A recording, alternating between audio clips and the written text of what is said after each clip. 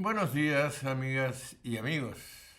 Hoy presentamos a la generación malvada que solo les será presentada la señal de Jonás, que contiene a los ninivitas, que también contiene a la reina del Saba que se presenta como jueza, y a los ninivitas que también juzgarán a la generación malvada.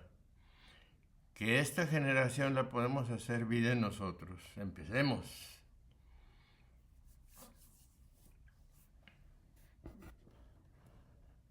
Señor, no permitas que te pida señales o dude de ti. Ayúdame a crecer cada día en la fe y en la humildad.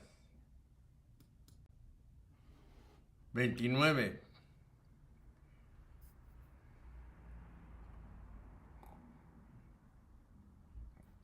Como la muchedumbre se agolpaba, se puso a decir: perversa generación es esta, busca una señal,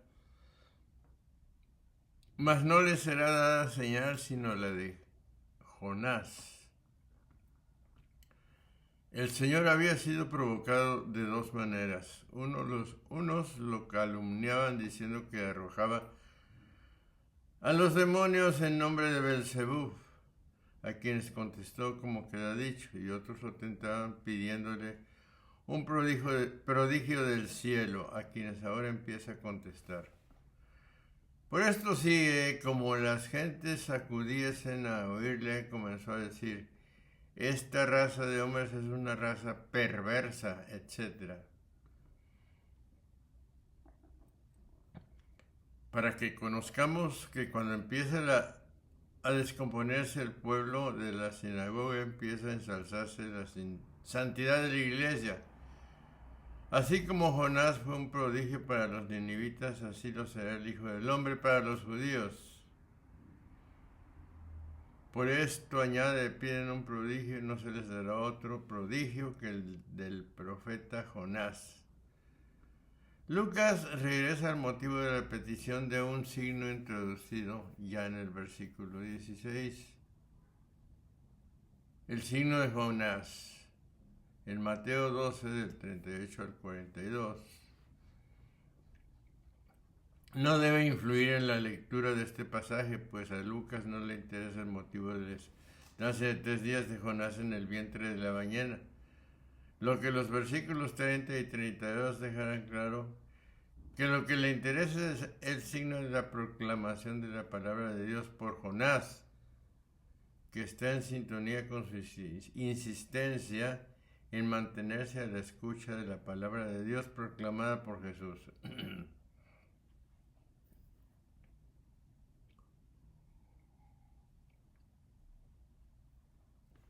La gente seguía a Jesús fascinada por sus milagros y pidiendo una señal que les comprobara que era verdaderamente el Mesías.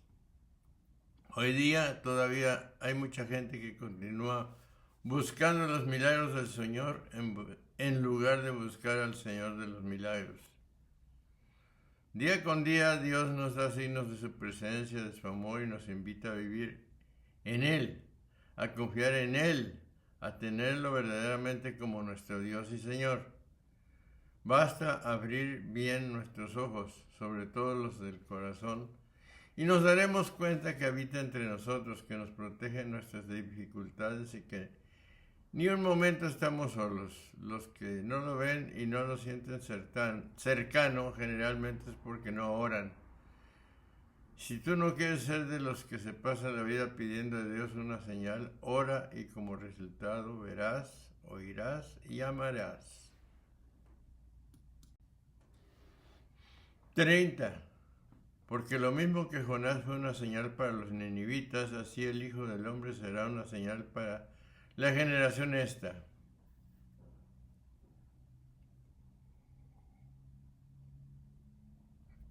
Un signo es una cosa sensible que contiene en sí la declaración de alguna cosa oculta.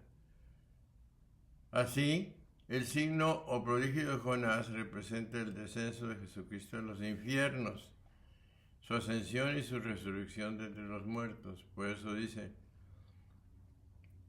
porque así como Jonás fue un prodigio para los de Nínive, Así el Hijo del Hombre lo será para los de esta generación.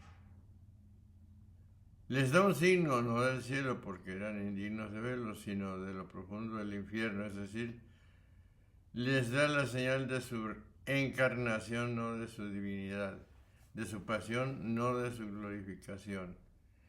El prodigio de Jonás fue una figura de la pasión del Señor, a la vez una manifestación de los graves pecados que los judíos cometieron. En ello podemos advertir juntamente con el oráculo de la majestad y el indicio de la piedad, porque con el ejemplo de los ninivitas se anuncia el suplicio y se demuestra el remedio. De ahí que los judíos no deben desconfiar de obtener el perdón si quieren hacer penitencia.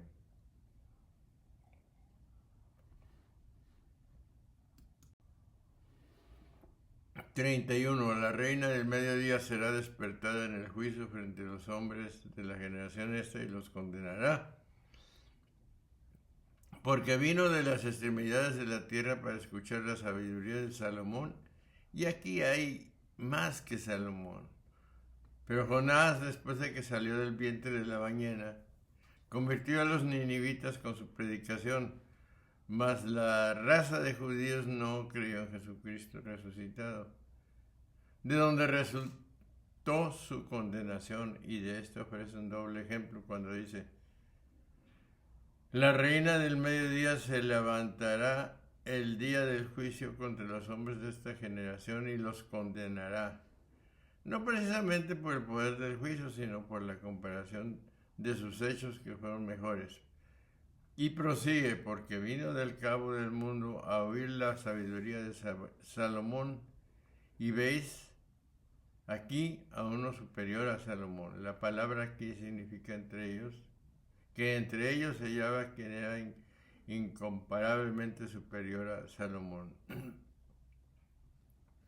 No dijo pues yo soy mejor que Salomón para enseñarnos a ser humildes, aun cuando estemos colmados de gracias espirituales, como diciendo: vino con presteza una mujer extranjera a oír a Salomón y recorrió tan largo camino para conocer los seres visibles y las propiedades de las plantas, pero vosotros oís hablar de las cosas invisibles y celestiales a la misma sabiduría que os enseña.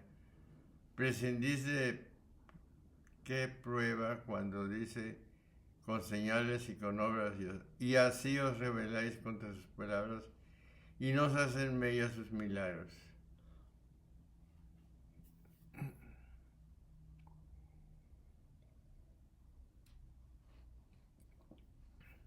Si la reina del mediodía, que no se duda fue elegida, se levantará en el juicio contra los réprobos, es evidente que no habrá para todos los mortales, tanto los buenos como los malos, más que una resurrección, y esto no 1000 años antes del día del juicio, según las fábulas de los judíos, sino en el mismo día del juicio. Por tanto, también al condenar al pueblo de los judíos se expresa claramente el misterio de la Iglesia, la que como la reina del mediodía se reúne de todos los confines del mundo para aprender la sabiduría y oír las palabras del pacífico Salomón. Verdaderamente reina, cuyo reino, formando un solo cuerpo de pueblos diversos y distantes entre sí, es indivisible. Así como aquella reina era de Etiopía, país lejano, así la iglesia de los gentiles en un principio era negra y distaba mucho de conocer al verdadero Dios, pero cuando apareció el pacífico Jesucristo en medio de la ceguera de los judíos, se aproximan los gentiles y le ofrecen los aromas de su piedad, el oro del divino conocimiento y las piedras preciosas de la obediencia de sus preceptos. El viento del mediodía es alabado en la Escritura como cálido y vivificador, por lo que el alma que reina en él, esto es, en la vida espiritual, viene a oír, esto es, se eleva a contemplar la sabiduría del pacífico rey Salomón, que es el Señor nuestro Dios. A él no llegará ninguno, sino reina por una buena vida, también pone a continuación el ejemplo de los ninivitas, diciendo: los habitantes de Nínive comparecerán también en el día del juicio contra esta generación y la condenarán. En la Reina del Sur, confrontar Primera de Reyes 10. De nuevo, Lucas reflexiona sobre el significado de Jesús, su sabiduría superior a la del legendario rey sabio de Israel, Salomón. Alude a la reina de Sabá, Arabia, que visitó a Salomón para ver su sabiduría. Estas referencias que hace Jesús a los que vanamente le piden milagros tienen por objeto mostrarles que su divina sabiduría basta y sobra para conquistarles sin necesidad de milagros. La adhesión de cuantos no sean de corazón doble, esta sabiduría de Jesús es la lámpara de que habla en el versículo 33 y siguientes, y que no debe ser soterrada por los indiferentes ni escondida por los maestros, porque todos tenemos necesidad de ella para nosotros y para los demás. 32. Los varones ninivitas actuarán en el juicio frente a la generación esta y la condenarán, porque ellos se arrepintieron a la predicación de Jonás, y aquí más que Jonás. El juicio de condenación se hace con los semejantes, o con los desemejantes, con los semejantes como en la parábola de las 10 vírgenes, y con los desemejantes como cuando los ninivitas condenan a aquellos que eran del tiempo de Jesucristo. Para que su condenación se haga más evidente, esto es así porque aquellos son bárbaros, estos judíos. Estos están instruidos por los testimonios de los profetas y aquellos nunca oyeron la palabra divina. Ahí fue el siervo y aquí el Señor. Aquel predicaba la destrucción y este anunciaba el reino de los cielos. Por lo tanto es evidente para todos que los judíos eran los que más bien debían creer.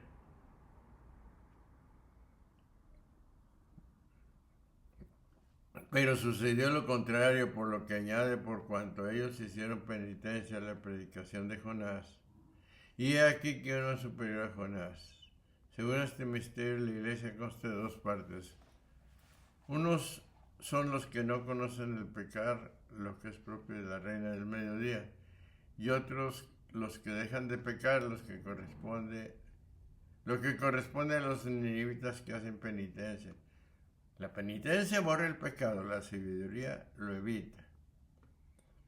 Esto lo refiere a San Lucas en el mismo lugar que San Mateo, pero en un orden algo diferente. Sin embargo, ¿quién no considerará superfluo inquirir el orden con que dijo esto el Señor, cuando por la incontestable autoridad de los evangelistas debe constarnos que no hay engaño en la alteración del orden de este relato, siendo el mismo hecho refiérase antes o después? La predicación de Jonás, el poder de la palabra de Dios proclamada por Jonás, se manifestó en la masiva conversión de los ninivitas ante Jesús, portavoz de Dios.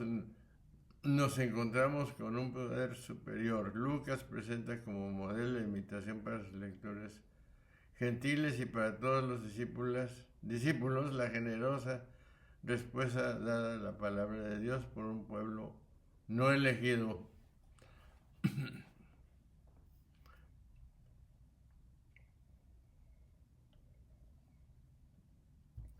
Bueno, amigos y amigas, hemos terminado este video donde hemos presentado a la generación malvada que solo les será mostrada la señal de Jonás, que contiene a los ninivitas, que también veremos a la reina del Sabá, que se presenta como jueza, y a los ninivitas, que también juzgarán a la generación malvada. que esta generación la podemos hacer vida en nosotros. Que Dios nos permita vernos y oírnos en el siguiente video.